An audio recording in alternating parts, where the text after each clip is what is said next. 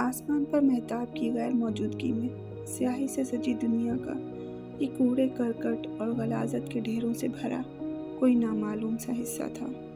بڑے سے میدان میں جہاں جگہ جگہ لگے غلاظت کے ڈھیروں سے اڑتے ہوئے بدبوؤں کے بھپکوں کے باوجود وہاں فاصلے پر بنی چند جھونپڑیوں میں لوگ آرام سے سو رہے تھے۔ لیکن نہیں، رات کے پہر وہاں ایک ایسی جھونپڑی بھی تھی جس میں سے ہلکی ہلکی کھٹ پٹ کی آواز آ رہی تھی۔ ایسے میں اچانک ایک شخص اندھیرے سے نمودار ہوتا ہے جس کے ہاتھ میں چند شاپر تھے۔ وہ شخص محتاط نظروں سے ادھر ادھر دیکھتے اس جھونپڑی میں داخل ہوا تھا۔ جھونپڑی میں ایک طرف لکڑی کا چھوٹا سا بیڈ اور ایک صندوق تھا، دوسری طرف چند برتن اور چولہا پڑا تھا۔ عجیب تھا کہ چولہے کے پاس رات کے اس پہر بیٹھی وہ ادھیڑ عمر عورت کچھ پکا رہی تھی۔ اس شخص کی جھونپڑی میں داخل ہوتے ہی اس کی نظر سیدھا عورت پر گئی تھی۔ دونوں کے مابین آنکھوں ہی آنکھوں میں کچھ رابطہ ہوا تھا، جس پر سر ہلاتے وہ شخص شاپر عورت کے قریب رکھتے چہرے پر شیطانی مسکراہٹ سجائے لکڑی کے بیڈ کے قریب جا پہنچا تھا۔ پھر بیڈ کو دھیرے سے سرکا زمین میں بنے ایک دروازے کو کھولتے نیچے کی جانب بڑھا تھا۔ زیر زمین بنی یہ کوئی خفیہ جگہ تھی جہاں موجود نیم اندھیرے کے باوجود سسکیوں کی گونج واضح کانوں میں پڑ رہی تھی۔ اس شخص کے قدموں کی دھمک سن کر سسکیاں خوف سے تھیں۔ ہا ہا ہا، خاموش کیوں ہو گئے؟ جانتے ہو، جب تم لوگوں کی چوں چوں میرے کانوں میں سنائی دیتی ہے تو مجھے بہت مزہ آتا ہے۔ کمرے کے ایک کونے میں جہاں ایک بڑے سے پنجرے میں چند بچے جن کی عمر 7 سے 14 سال کے درمیان تھی، آنکھوں میں خوف لیے اسی کی طرف دیکھ رہے تھے۔ ہر آنکھ میں یہی خوف ہلکورے لے رہا تھا کہ اب نہ جانے کس کی باری ہے اس درندے کے ہاتھوں بے موت مرنے کی۔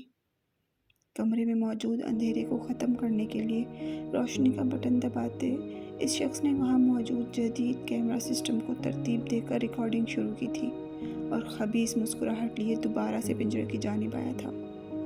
بچے سہم کر پیچھے ہوئے، جس پر مکروہ ہنسی ہنستے ایک 10 سالہ لڑکے کو اپنے ساتھ گھسیٹنے لگا۔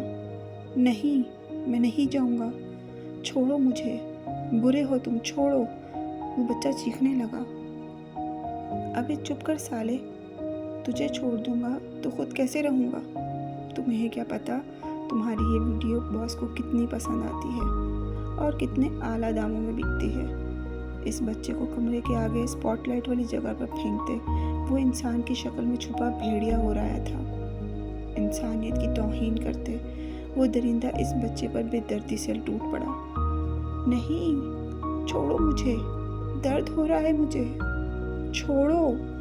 اذیت کی انتہا سے گزرتی وہ ننھی جان چیخ رہی تھی، پر لگتا تھا وہ جانور بہرا ہو گیا ہے۔ دوسرے بچے بھی اپنے ساتھ موجودہ بچے کی حالت پر تڑپ اٹھے تھے، اس لیے آنکھوں پر ہاتھ رکھے سسکتے ایک طرف ہو کر بیٹھے رہے۔ اتنے میں اتنی زور سے دروازے پر کسی نے دھکا دیا اور دروازہ پوری طریقے سے کھل گیا۔ کون ہے بے تو؟ اس جگہ پر داخل ہوتے مکمل طور پر کالے کپڑوں میں چھپے اس آدمی کو دیکھ کر وہ شخص چلایا تھا۔ سیاہ لباس میں ملبوس لمبے چوڑے اور مضبوط جسامت والا شخص اندر داخل ہوا تھا، جس کے سیاہ نقاب سے چھلکتی آنکھوں سے دہشت سے چلک رہی تھی۔ ان آنکھوں میں ایسا ضرور کچھ تھا جس نے سامنے والے کو ایک لمحے کے لیے ڈگمگانے پر مجبور کر دیا تھا۔ میں کہتا ہوں جو بھی ہو تم وہیں رک جاؤ، ورنہ اس بچے کی گردن اڑا دوں گا۔ نیم برہنہ حالت میں نیچے گرے بچے کو اٹھاتے وہ شخص اپنے چاقو کو اس کی گردن پر رکھتے ہوئے بولا۔ اس بات پر نقاب سے جھلکتی آنکھوں میں غض و غضب کی لکیریں گہری ہوئی تھی، جبکہ بائیں آنکھ پر موجود گہرا کٹ واضح ہوا تھا۔ وہ عجیب سا نشان تھا۔ لگتا ہے تمہیں میری بات کا یقین نہیں ہے، اس درندے نے کہتے ساتھ بچے کی گردن پر چاقو کا دباؤ بڑھایا تھا، پر مقابل تو ایک جنون میں آگے بڑھا تھا، اس لیے ایک ہی جست میں اس نے فرعون کا ہاتھ مروڑتے بچے کو اس درندے کی پکڑ سے چھڑا لیا تھا۔ آنکھ پر پڑے ایک مکے نے سامنے والے کو تڑپنے پر مجبور کر دیا۔ وہ نیچے بیٹھتے چیختا تھا، اگر میرے باس کو پتہ چل گیا تو تمہاری خیر نہیں۔ آخر کون ہو تم؟ इस दरिंदे के धमकी अमेज लहजे पर मुकाबिल की आंखों में अब के तंज़िया तासुर भरा था। गंभीर लहजे में महज एक लफ्ज़ कहते इस पुरइसरार शख्स ने इसे सेवियर दरिंदे के अंदर मौत की सनसनाहट दौड़ा दी थी, क्योंकि ये नाम जुर्म की दुनिया के लोगों के लिए किसी तारुफ का मोहताज नहीं था। फिर वो कैसे भूल गया कि सेवियर इसकी गर्दन तक भी पहुंच सकता है। पुरइसरार शख्स नीचे गिरे दरिंदे को बालों से पकड़ते इसके मुकाबिल बैठा था। सेवियर को मुकाबिल देखकर वो दरिंदा सख्त शख्स डरते हुए पीछे की जानिब खिसका था। देखो, मुझे छोड़ दो। तुम्हारी दुश्मनी तो मेरे बॉस से है।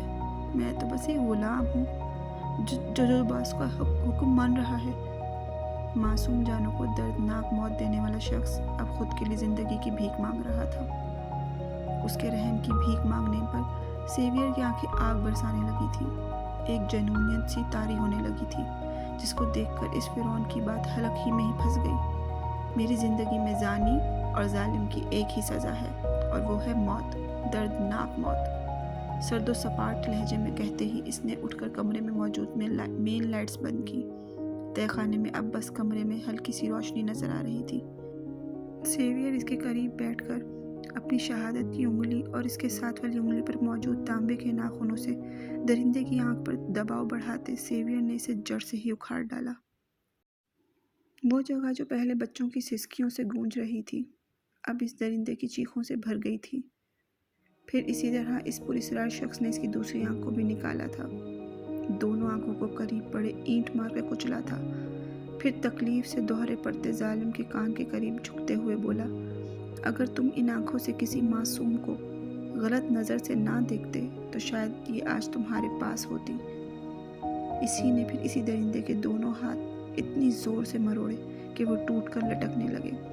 वो दरिंदा तकलीफ की ताब ना सहते मौत और ज़िंदगी की कश्मकश में डोलने लगा। इस शख्स के बेहोश पड़े वजूद को घसीट कर सेवियर ऊपर कमरे में लाया था, जहाँ इसकी साथी औरत बेहोश पड़ी थी। इन दोनों के हाथ पांव रस्सी से बांधकर वो दोबारा नीचे आया था और इस बच्चे को जो इस दरिंदे का जुल्म सह रहा था, इसे उठाकर बाहर की जानिब चल दिया। इसके जाने के ठीक 5 मिनट बाद चंद असले से लेस गाड़ियाँ आई थीं, जिनसे चंद लोग निकले थे। उन्होंने इस दरिंदे को और इसकी साथी को घसीट कर गाड़ी में बंद किया और घर में मौजूद बाकी बच्चों को बाजियाब करवा कर चंद लम्हों में ऐसे गायब हुए थे जैसे यहाँ कुछ था ही नहीं।